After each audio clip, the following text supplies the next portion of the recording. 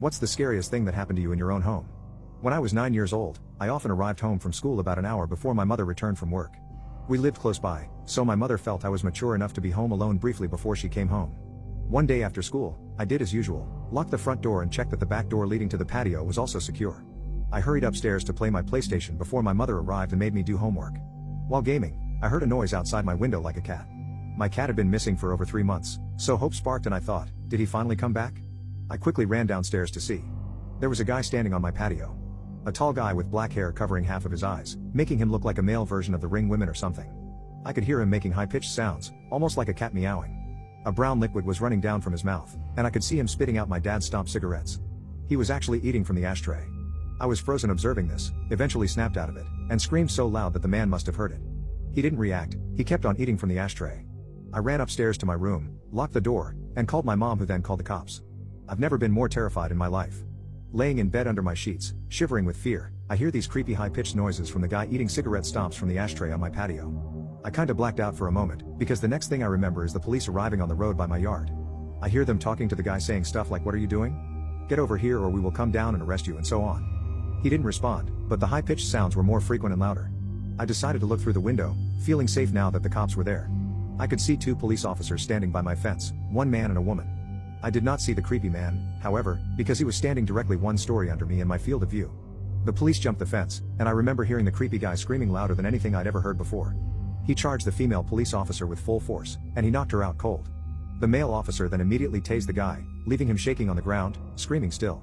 The policeman struggled to keep him on the ground while putting handcuffs on him, but eventually made it.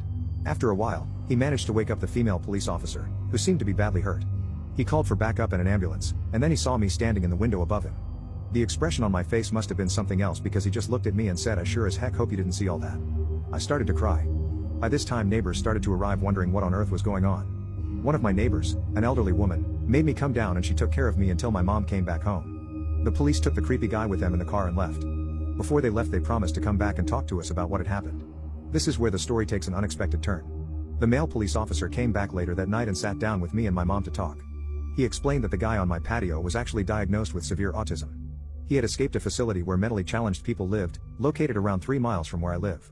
He explained that the guy had actually been living in my house 5 years ago, but he had been forced to move when his mom, his only caretaker, died. The poor guy probably thought he would find his mom in my house.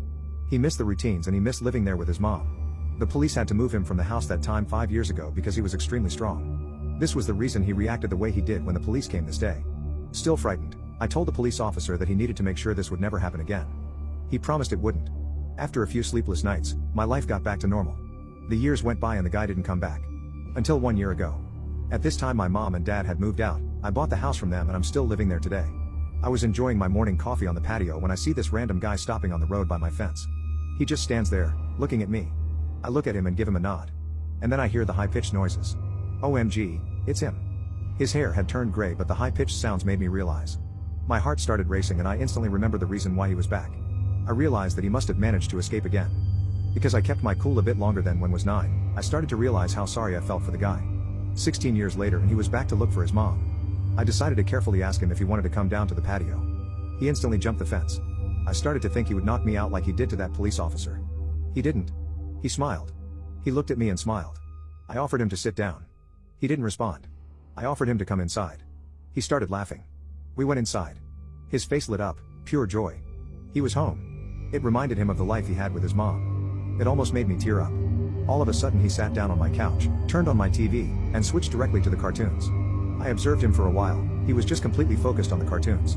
I just wanted him to enjoy the moment so I didn't say anything to him. I realized I had to call the facility to let them know. The caretakers arrived 10 minutes later. After a lot of convincing, he got back up, crying, and they went back to the facility. I called the facility 2 days later. We made a deal. His name is Tom, and I now consider Tom my friend. Every Sunday from the day he returned, Tom and his caretakers visit me to watch cartoons. They say it's the highlight of his week. It makes my heart warm.